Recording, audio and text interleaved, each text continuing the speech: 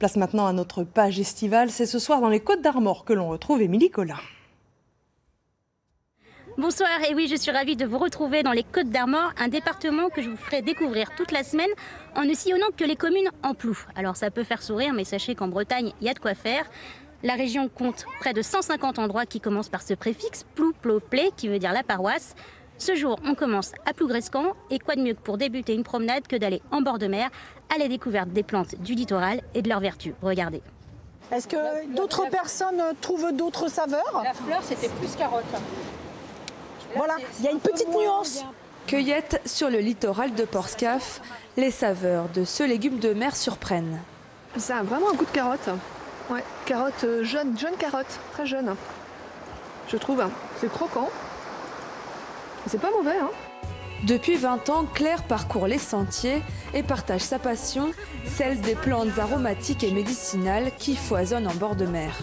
Les balades sont agrémentées aussi bien d'un apport de connaissances, un échange de connaissances aussi, parce que c'est bien le partage, mais aussi où est-ce qu'on se trouve, pourquoi à tel endroit je vais avoir telle espèce, et puis on va dire 20 mètres plus loin, je ne la retrouve plus.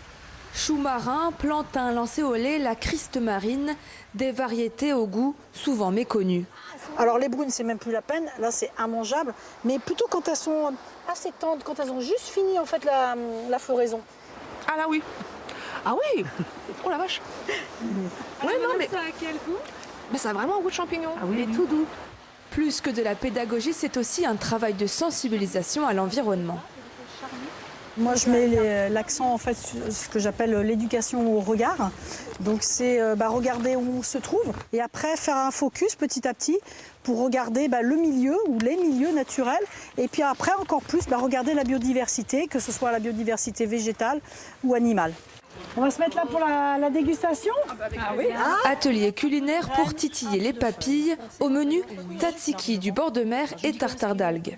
On sent bien la criste marine. Ah oui, voilà. À la fin de la dégustation, dans le tzatziki, c'est très très bon, vraiment. Qu'est-ce qu'on a comme recette? Une omelette à l'oseille, une soupe à l'oseille aussi, c'est vraiment tout simple, tout simple.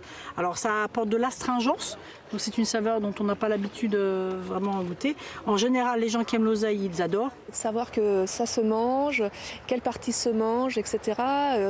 Ouais, ça peut être vraiment super intéressant et de le faire partager aux autres aussi. Après 2 heures de balade, on en ressort donc la tête remplie d'idées, plus qu'à se mettre derrière les fourneaux. Parmi les incontournables de Plougrescant, je vous recommande fortement d'aller jeter un œil à la chapelle Saint-Gonéry, classée monument historique. Sa plus ancienne partie remonte au XIe siècle, tandis que le reste date du XVe et du XVIe. Alors vous le verrez, l'extérieur vaut le détour, avec son clocher tout penché, et l'intérieur aussi, écoutez. C'est rare d'avoir un plafond fin 15e, début 16e dans cet état. Beaucoup de plafonds étaient pleins, mais la plupart sont tombés ou sont devenus noirs. On voit en fait des scènes bibliques, Ancien Testament et Nouveau Testament. Il y a aussi le tombeau de l'évêque, tombeau monumental. Et puis il y a aussi le meuble du XVIe siècle qui est classé. On se retrouve maintenant au Café Arvag, une véritable institution ici à Plougrescant, en compagnie de Laurent Gomis. Bonsoir Laurent. Bonsoir. Merci de nous accueillir. Vous êtes le propriétaire actuel des lieux, mais le lieu remonte à bien avant vous. Est-ce que vous pouvez nous raconter un peu son histoire? Le lieu, il est séculaire. Il a été construit juste après la grande église, l'église Saint-Pierre. Et c'était le café du village où tout s'est passé, les mariages, les enterrements, les baptêmes, les fêtes, les premières soirées un peu arrosées de tous les jeunes d'ici. Tout le monde est passé par le café Arvag. Alors vous êtes un Parisien, vous avez eu le coup de cœur pour la région Bretagne il y a quelques années. Et qu'est-ce qui a fait que vous avez décidé de prendre ce café en fait? Il était fermé. En fait, ça fait une vingtaine d'années qu'on vient sur Plougrescant, qu'on a une maison ici. Et moi, j'aimais vraiment venir ici au café. Et il était fermé 1 année et puis 2 ans. Et du coup, j'ai appelé Catel, la propriétaire, en disant « Catel, qu'est-ce qui se passe ?» Elle m'a dit « Voilà, je voudrais le vendre à quelqu'un qui le reprend en bar. » Et j'ai dit « Banco ». Alors justement, de quoi vous aviez envie, vous Laurent, quand vous avez repris l'affaire? En fait, moi j'ai une formation socio-culturelle dans le développement culturel du territoire. Et mon territoire avant, c'était la Goutte d'Or à Paris, où j'ai travaillé pendant 15 ans. Et je suis parti de l'idée que ce café devait revivre et qu'en même temps, on pouvait aller plus loin dans la démarche, pas être seulement un lieu de consommation, mais être un lieu d'ouverture. Voilà, c'est comme ça qu'on a recommencé les concerts, que la décoration avec les livres, des tableaux a été faite. Alors justement, vous accordez une grande place à la musique. Qu'est-ce que vous avez bâti autour de ça? Qu'est-ce que vous avez fait de ce lieu justement? Alors, le café avait déjà une réputation de café-concert dans les années 70. Et donc, du coup, on a remonté ça. J'ai souhaité remonter ça, mais du coup, en le professionnalisant un maximum. C'est-à-dire que, par exemple, je suis rentré dans le collectif des cultures barbares, qui regroupe plusieurs centaines de bars musicaux sur la France.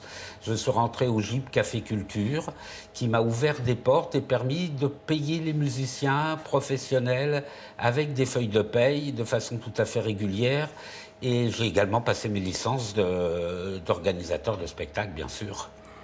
Alors, il est temps pour nous de nous quitter déjà, mais je vous laisse sur ces quelques images et ces quelques notes de musique du groupe Les Sales Gosses qui joueront ici au Café Harvag le mercredi 12 août. Alors surtout, n'oubliez pas l'accessoire indispensable de l'été, le masque. Je vous dis à demain. Tu étais là, je m'en souviens. Tu m'as pris par la main. Tu m'as tendu.